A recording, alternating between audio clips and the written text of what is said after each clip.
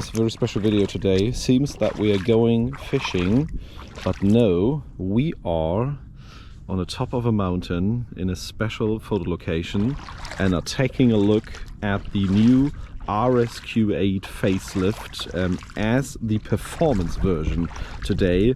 A car that has a huge step up in design, but of course also in performance. And yeah, let's take a quick walk around, talk you through the details, enjoy this wonderful morning surrounding. We also have a regular RS Q8 sitting right here with nice neodyme wheels that we have. And yeah, look at the changes that they have made in order to pump this car up to the next level. I mean, first of all, you've seen it in the title. Something that is a huge step up is we're going to 640 HP with the RS Q8 Performance. And we will also look at the sound in just a minute, give you more sound clips at the end of the video in order to see how they have also enhanced the sound and make this car even more aggressive. Although of course regulations have moved on and usually the cars are getting quieter and quieter, but Audi for some reason is managing to make their cars more emotional series per series. This is really astonishing. We have seen that with the RS4 Competition Plus, we have seen that with the RS6 Performance, for example. Everything is crisper and sharper and yeah, more as we want it. Really like the direction that Audi is moving into it. Second part, besides 640 horsepower and 850 newton meters of torque, those figures might be familiar to you if you're looking into the Urus and Urus Performance direction. That's probably also from a technical perspective very similar. We of course have those nice performance wheels. Those are the wheels from a design perspective that we have also seen on the RS6, RS7 Performance, which I really like from a design perspective already.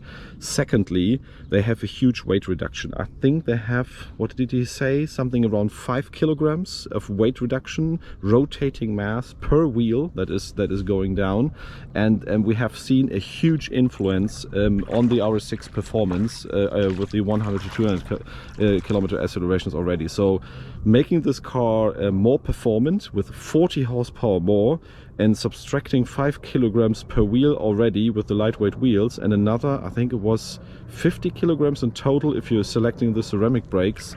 That's of course at the right spot, rotating mass, and makes this car yeah, more performant in the end.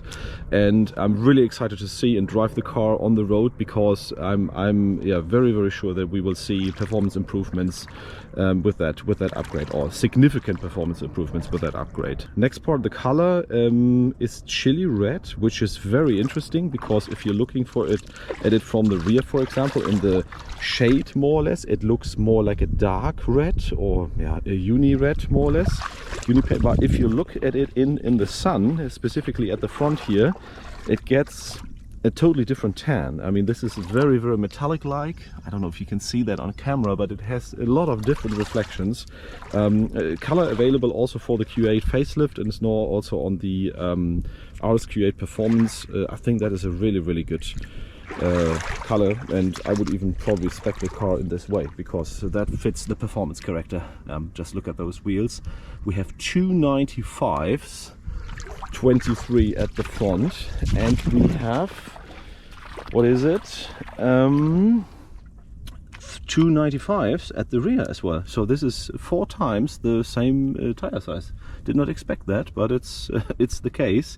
And I think also this was the tire dimension that we drove on the Urus Performance, and have seen some very good numbers on there, because I think the Urus Performance you can also spec with 305 tire in the rear, but then the performance on the Autobahn is not that good. So it's an Autobahn performance beast, I would say, and therefore, as I said, I'm really looking forward to drive it. Next part, you have seen that Audi recently also is doing the diffuser part right. First of all, the whole thing just comes out further, as we have seen it on other cars as well. As we have seen it on the RS e-tron GT Performance, we also have this element in the center that there's a reflector, yeah, more or less like coming from motorsport or coming from Formula 1, a very interesting interesting part, and just makes the car more distinct from the exterior, that you can recognize an RS Q8 compared to an S-Line Q8, for example, from a lot further away. So I think that's very interesting. But let's hop inside. I will actually get on the passenger side because the sun is on the better way here, walking through the water. Probably very helpful for photographs, but for our review it's a bit funny to actually sit on the water here. You can see that the entire seat is in this red component. So more or less this is the classic seat, but in the inside the leather, more or less, it is red. I don't know if you can really see that there, but I think it's a very interesting combination and gives that. It's a design pack, so the regular RS Q8 won't have this, but this is the red design pack then, which means, of course, as you know it, the red sign, the red seat belts, the red stitching, the red seats. We have the dynamic car right here with the red stitching. We have red stitching right here. We have the red stitching in the steering wheel, and of course the let's say performance specific interior elements, which have Alcantara Dynamica. I don't know what they've chosen for this one now. I'm always getting confused, but you know what I mean, for the inside door panel and also the armrest, which I think is very interesting. Other than that, let's walk over to the passenger, to the driver's side, and look at some new ref counters that I put in, because there is a new design now. This is not carbon fiber here, but it's a dedicated, I forgot the name, a dedicated interior trim, which looks really nice. I don't know if you can see that. I think it fits very well to the character here. And you can already see in here that we have a new dials now. So this is the center ref counter, and I think it should be even more interesting if we turn on the car on drive mode dynamic. Oh yes.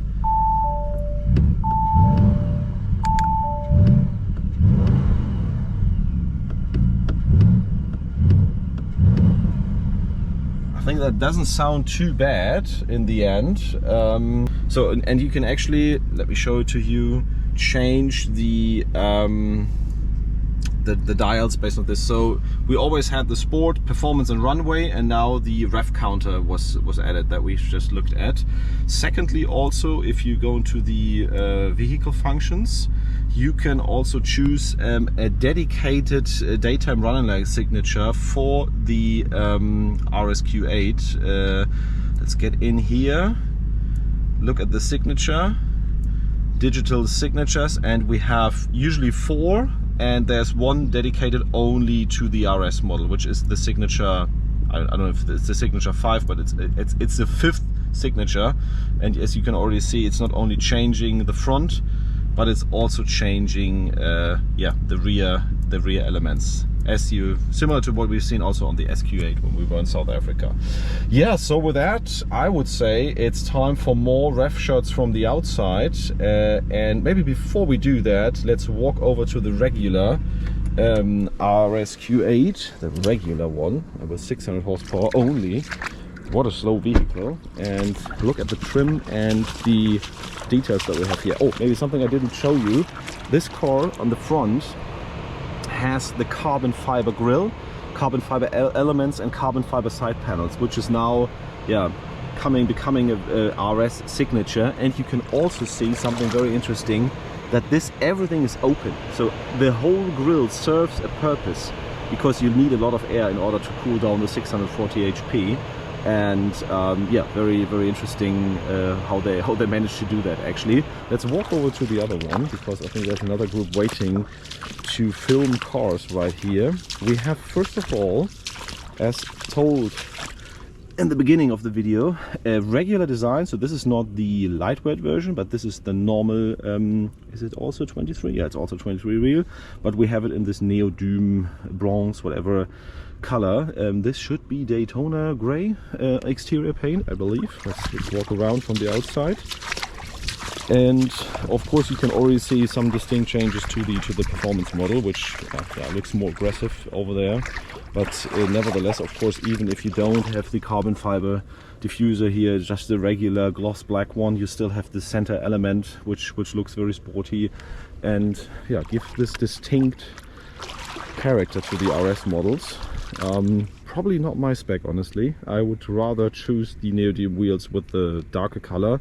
If you have something like Goodwood Green, for example, which is of course not in the regular setup, I would say, from the color perspective, but of course you can get Audi exclusive. I really have to say that the performance version looks really nice. And let's take a look inside what changes we have here. First of all, we have the matte carbon fiber in here. This is something I recognize. And secondly, we have the gray stitching in here. So there's no interior pack from a color perspective, but you have the gray pack here. Gray elements at the seat, gray stitching in the center console, still Alcantara or race tags or whatever you call it nowadays, Dynamica steering wheel, and of course also leather cockpit in the end. So with that, I would say let's do the final ref shots of the RS Q8 Performance, because this is what you want to hear and want to hear again, and we will of course enjoy the scenery here for a bit longer. And I'm really looking forward to your comments, what you think about this upgrade, and of course I want to know which spec and which color combination you would take for such cars.